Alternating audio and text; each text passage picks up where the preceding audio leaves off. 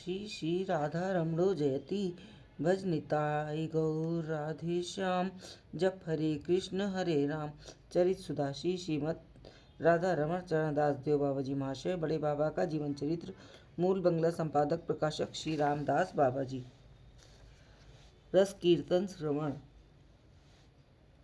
इस प्रकार दिन व्यतीत होने लगे।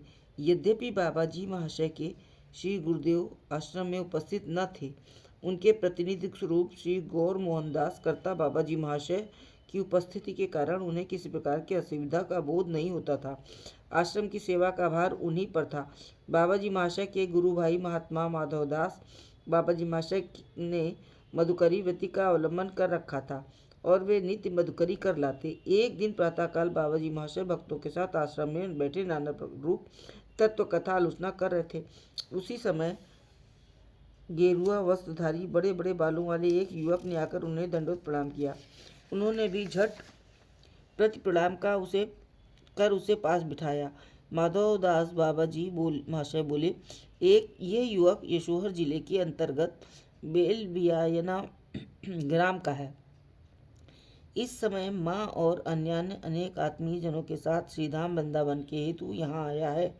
ये जाति का कायस्थ है। पूर्वाश्रम में मेरा इसके साथ कुछ संबंध भी था। कई दिनों से ये तुमसे मिलने के लिए आतुर था और कुछ हृदय की बात कहना चाहता था, परंतु सुयोग नहीं पा रहा था, इसलिए आज आया है। इसकी बात तुम्हें सुननी होगी। बाबा जी, बड़ी अच्छी बात है। बाबा, तुम्हारा नाम क्या है? युवक जी, मेरा नाम प्रियनाथ दास सरकार है। बाबा जी, तुम्हारे माता पिता वर्तमान है? प्रिय, पिता का गत वर्ष देहांत हो गया, माता जी साथ आई हैं। बाबा जी, विवाह किया है प्रिय, आपकी कृपा से उस ओर से निश्चिंत हूँ। बाबा जी, गेरुआ वस्त्र और बड़े बड़े बाल क्यों धारण कर रखे हैं? प्रिय, कोई खास बात नहीं, यहाँ कपड़े बार बार मैले हो जाते हैं और बहुत असुविधा होती है, इसलिए ऐसा कर रखा है। बाबा जी, नहीं, केवल इतना ही नहीं, मुझे लगता है कि साधु सजने की इच्छा है। अच्छा, तुम क्या कहना चाहते हो, कहो। प्रिय, कहने को तो बहुत सी बातें हैं, पर कल नगर कीर्तन के समय आपके दर्शन मात्र से मेरे सारे संदेह मिट गए।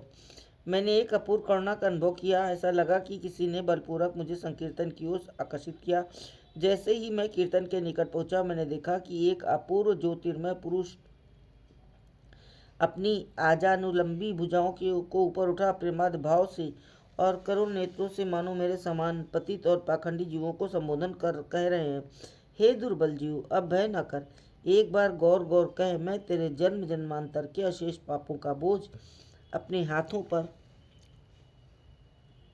अपने माथे पर रख तुझे विशुद्ध ब्रज प्रेम का अधिकारी बनाऊंगा।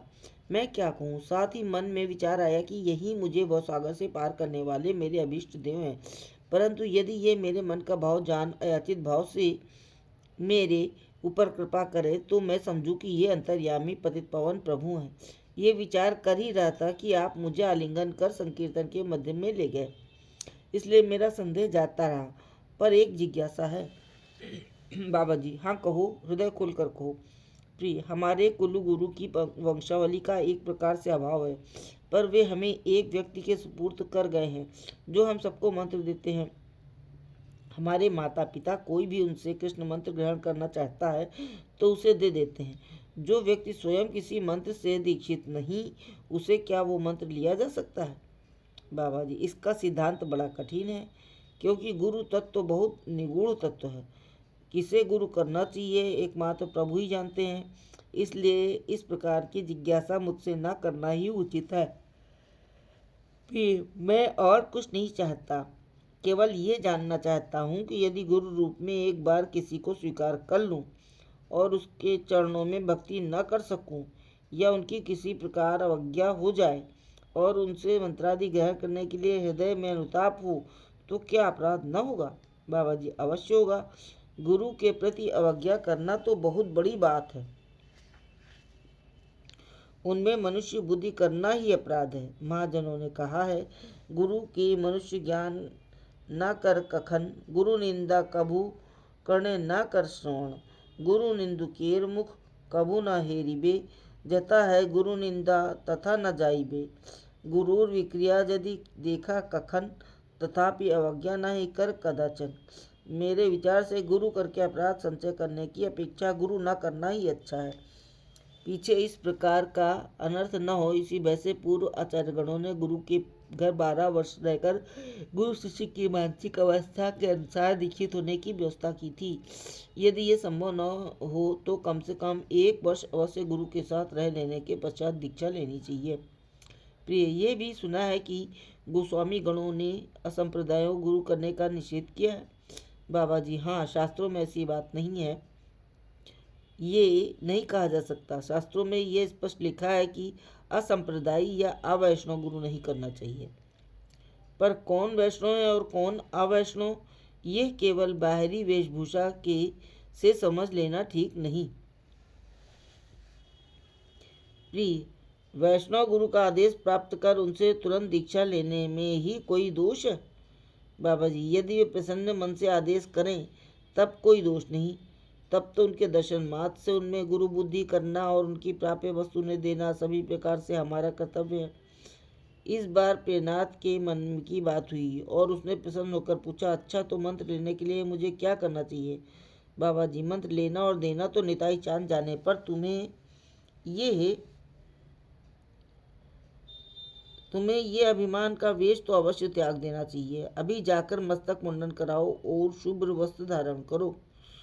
प्रियनाथ ने बाबाजी महाशय की आज्ञानुसार कार्य किया। प्रातःकाल खूब जोर शोर से कीर्तन होने लगा। प्रियनाथ बाबाजी महाशय के निकट मंत्र ग्रहण का संकल्प करके आया। संकीर्तन के निकट उपस्थित होते ही चुंबक आकृष्ट होने की समान कीर्तन मंडली में प्रवेश कर नृत्य करने लगा। बाबाजी महाशय ने उस शुभ मुहूर्त में उसके हृदय में के भाव को जानकर उसके कान में मंत्र प्रदान किया। मंत्र प्राप्त करते ही प्रियनाथ अचेत होकर गिर पड़ा। अश्रुकंपादि सात्विक विकारों से उसका देह आभूषित हो गया। बहुत देर तक कीर्तन होता रहा, पर प्रियनाथ संज्ञाहीन अवस्था में ही पड़ा रहा। ये देख उसकी मां रोने लगी। तब बाबाजी महाशय ने प्रेम आविष्टो प्रियनाथ को आलिंगन किया। उसी क्षण उसकी निंदा भंग हुई। जैसी अवस्था में चट से उठकर बाबाजी महाशय को दंडवत प्रणाम किया। उन्होंने भी यथा समय कीर्तन समाप्त कर और महाप्रसाद ग्रहण कर विश्राम किया। जय हो बड़े बाबा की जय। जय श्री राधे।